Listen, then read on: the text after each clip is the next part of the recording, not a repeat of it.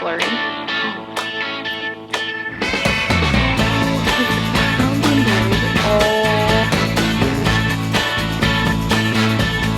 Today I am back with another video. I know I'm in my glasses and my hat again. I'm actually sitting with an ice pack on my head. I have been meaning to film this video for quite some time. I am like literally dragging my feet. I made a wrap with some chicken and some barbecue and like some spinach in it. And that's what's going on for lunch today. For those who have been following me, you know that for some time I've been going through stuff. You haven't exactly known what it is, neither have I. Up until recently, we haven't really even known what was going on with me, mentally, physically. I have thought about filming this a million times, and I haven't been able to get on and film this video because it is not easy. It's not easy to talk about, it's not easy to explain, or it's not easy to, it's not easy. It's not easy to explain, and it's not easy to live with. So, I don't really know exactly what I'm going to say yet, but there are so many things that I want to say that should be said. Obviously, I'm not going to say everything that I want to say in this video, so I'm going to have to break it down in a few different videos. A while back, I posted a couple of videos talking about me coming out with mental illness. At the time, I was diagnosed with OCPD and PTSD. I was injured in an auto accident on February 7th, 2014. So my life has drastically changed since that moment. As far as my health, I have been on a continual search as far as what's going on with me, mentally, physically, emotionally, holistically. I've lost a total of 120 pounds. I have been going through several different doctors, chiropractors, acupuncturists. So it's been really hard to update you with what's going on with me when I don't even know. It was a massive weight loss, and I have been in physical pain. My right leg is constantly in pain. My lower back is in pain. There's been constant pain from my brain to my toes. Just to brief you on the basics of what I go through on a daily basis, which is kind of why it was so difficult to come to a diagnosis of some kind. My brain is constantly on fire every single day. Charlie horses all the time. I've mentioned that to you guys. My right eyeball swollen, jaw pain, neck pain, shoulder pain, rib pain, like the muscles here, not necessarily just, not the rib bones themselves, but like the muscles in here, tense and tight all the way through my right toes. There's constantly like a Charlie horse feeling throughout my lower back and right hip, and my right leg is like a dead log. We do know what's going on with my lower back as far as that is concerned. I do have a slip disc and an exposed nerve near my sciatic, and 5 nerve endings exposed in my right hip. This is exhausting just trying to explain. So I went through 2 doctors and a specialist. They couldn't figure out what was wrong with me. So I begged that my case be transferred to somebody higher. I didn't really know exactly who or what clinic at the time. I just knew in my head that, okay, I am not getting help, and I've been on this journey for 2.5 years at the time. I knew that my condition, whatever it was debilitating, because I have been getting worse every single day since the car accident. Mentally, physically, emotionally, and holistically. And what has been so frustrating is being turned away by doctors because they don't understand, or having to fire doctors because they don't understand and they're not willing to take the time to actually look at your case and find the symptom of the cause to the whole problem. I want to be able to deliver this in like a short video, and I just don't think I can. I would like to fast forward to right now, just like within the last couple of months, because that's easiest for me to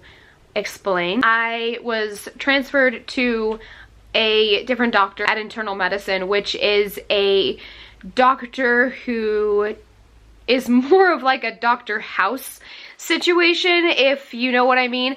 They look at every underlying problem. These doctors really look at the fine details to come up with a very accurate diagnosis. I have been with this doctor for 2 months now, and we have taken major steps forward. My whole autoimmune panel has been tested, pulmonary has been tested. I walked in with 5 referrals and I walked out with 6. So this doctor really knows what she's doing. She's pretty incredible. Her assistant is amazing as well. With that being said, I had to push really, really hard for that care. I have been struggling with my health for quite some time. And so last year when I started connecting all of the dots and realizing, you know, I had my thyroid tested, I have been tested for HIV, I've been tested for allergies. When I started just ruling out the variables of what I've been tested for and what I haven't, it became easier to discern what was going on with me, if that makes sense. So throughout this process, when all of these tests were coming back negative for my physical body, I really had to take a hard look at, okay, what is going up here then? I decided to reach out to mental health services in November of last year. I was having seizures. They were coming more frequently. I was passing out, hitting my head. Things just started progressively getting worse. So when I went to the mental health services, they did a 3-hour evaluation. They came up with an original diagnosis of OCPD and PTSD. It's really unfortunate because this is the county mental health services for where I live, and they do not work with psychiatric doctors unless you are admitted to the psych ward here in our town. Why? I don't know. That doesn't seem fair or logical. So there were several days and nights that I sat here and I contemplated, what do I do? Do I get checked into the psych ward or not? I'm warning these doctors well beforehand that I am seeing thoughts of death, that I am having visions of suicide, that I'm seeing people in my mind kill themselves. This is not normal. So I was trying to take a preventative measure to get help, and I am being told the only way to get help is if you get checked into a psych ward. And I'm sorry, it's not called a psych ward, it's called a psychiatric care unit or something like that. Whatever. You guys know what I'm referencing to. I don't feel the need to clarify right now or to Google it. Basically, it's the equivalent of a psych ward. It's, you are admitted into this rehabilitation hospital and you're monitored by psychiatric doctors and nurses, and you're given medicine, and you're voluntarily allowed to check in. But here's the catch. This is where I thought of this a million times. You're voluntarily allowed to check in. But if you voluntarily check yourself out, then you screw yourself out of psychiatric services. Why would I do that? I'm not severe enough to where I need to be checked in, sent away from my family. I'm logically sound, and I can rationalize the triggers and the warning signs well beforehand so that I don't have to go to this place. So it left me in a really dark place because I was being turned away and they couldn't figure out what was wrong with me. There were some pretty heavy moments where I thought, if I just do this right, then I will get the right attention from the right doctors. And if I try to commit suicide, I have to make sure I nail this in the wrong way, if this is making sense. I know this is so terrible. This is what was going through my mind. I have to make it look like basically I'm thinking I have to manipulate the doctors to make it look like I tried to commit suicide, but just in the wrong way, enough to where I don't really harm myself that bad to where I actually, you know, die. But it still wasn't making sense for me. I couldn't let my heart go there. I couldn't let my spirit go there. So I just began to fight more. I began to push back more. I went back to the mental county health services here in my town, and I demanded psychiatric services. I had had enough at that point. If I'm going through it, then I'm not the only one. And you know, that's not my motto, but you're probably gonna hear me say that more than once because it's true. Think about it. If you're going through it, then somebody else is too, somewhere else. The next day or a couple days later after that, when I had the meeting with the supervisor, I wound up getting a call from a privately ran counseling services here in our town who are connected to psychiatric services. And that is when things really started to move forward. It was right around January of this year because I had received my new doctor, who is my primary care doctor. I received a new therapist. This is where it gets really like sticky and kind of hard for me to update everybody because only certain people who are really close to our family know what is going on. So I don't want everybody to feel like all of these months that you've been left in the dark. I went in with a list of problems that I was going through. I am really frustrated at this point because we've received a diagnosis, but there's still refining that needs to happen, and that's why I don't want you guys to think that I've left you in the dark. But again, it's really hard to update you when I don't know specifics. And how fair would it be for me to kind of play this tug of war with you guys? Like, oh, it's this today and it's this tomorrow. I've already done that. I've already come out saying it's OCPD and PTSD. And you know what? It's not. So that makes me feel less credible to you guys. And honestly, it makes me feel foolish. It's inappropriate for me to speak before I have the knowledge to what I'm talking about.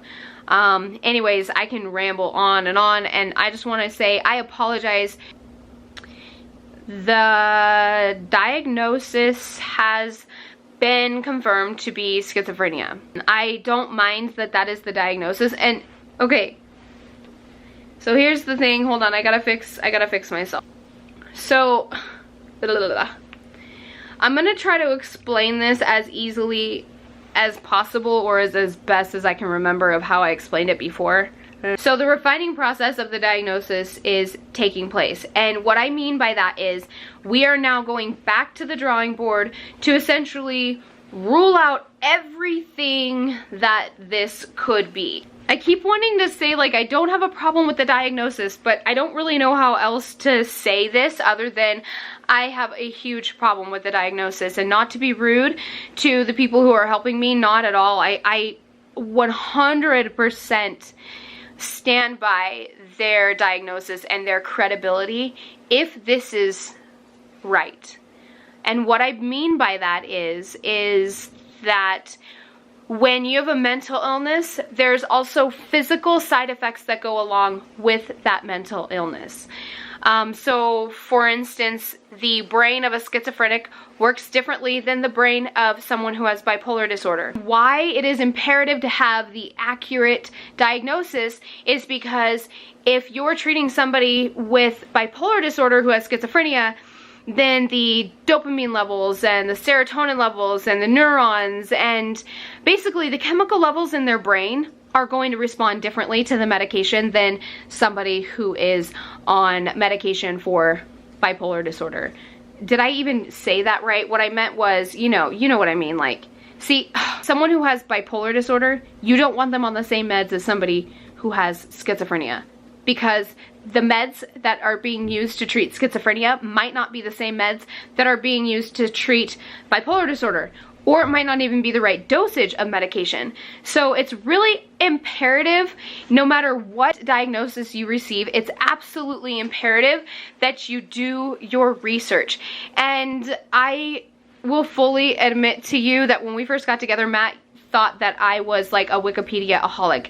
And no, that's not true at all. In fact, I hate Wikipedia, and it is one of the most unreliable sources, at least in my experience. I realized that my brain was working differently at some capacity.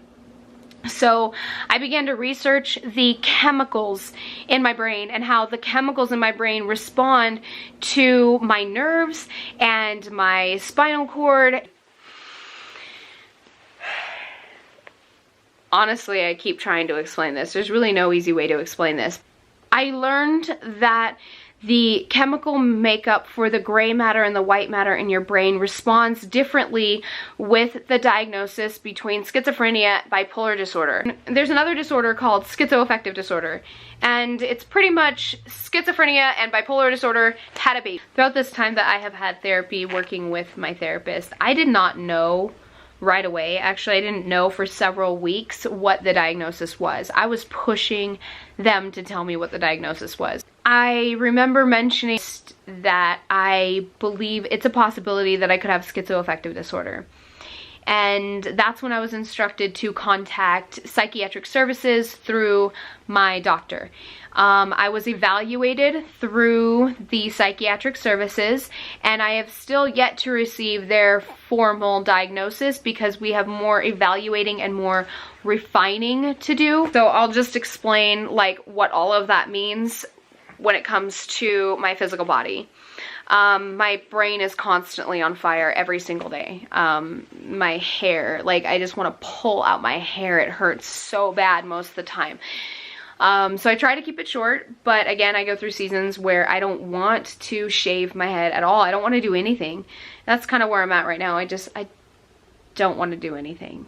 So thank you guys for helping me stay committed to you, because you guys really keep me going. Yeah, I would love to be able to tell you like this is 100% indefinitely what it is, but it's not. And I might get another diagnosis and it might change again. Mental health is really interesting. What's so interesting about my situation, I think, is doctors are so quick to want to slap a label on something, even if it's the wrong one, or they get really cautious when the patient is seeking out what's wrong with me, what's wrong with me, because they're hesitant to put on a label because there might be an attention-seeking factor behind it. I have made it very clear to everyone who I am working with that I need a 100% confirmed diagnosis, whether it's schizophrenia or schizoaffective disorder, because the brain acts differently.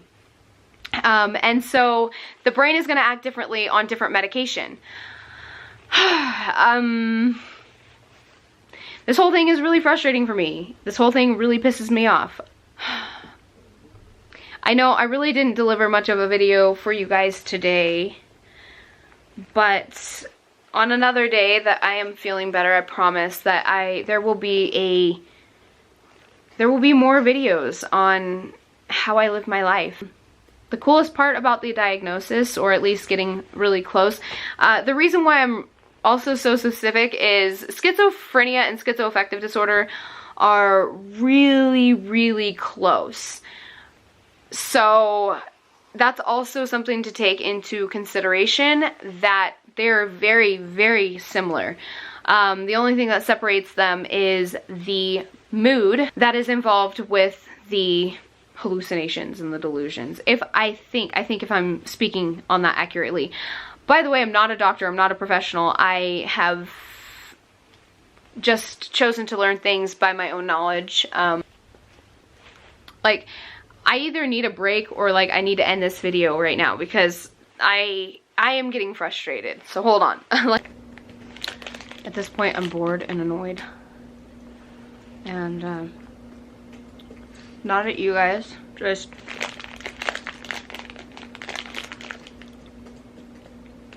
I'd rather be playing Sims 4, you know? Chronic pain. Yeah, my brain is on fire. My brain hurts so bad. I'm so bad. Matt is freezing my ice pack. I just wanted to give you guys a shout out and say thank you guys so much for all of your love and support on my recent videos. I really don't mean to get on here and just complain. I have been working really hard to just try to stay consistent and connected with you guys. Bear with me, it still takes me some time to respond to messages because I don't get on every single day, but I do try to get back to all of your messages. Help me get my mind off some things. How are you guys? How is your life going? Let's see, what should we do? Thank you guys so much for your patience, by the way. I don't think I've said that yet. Let's see. I know I'm forgetting something. I know I'm supposed to tell you guys to subscribe.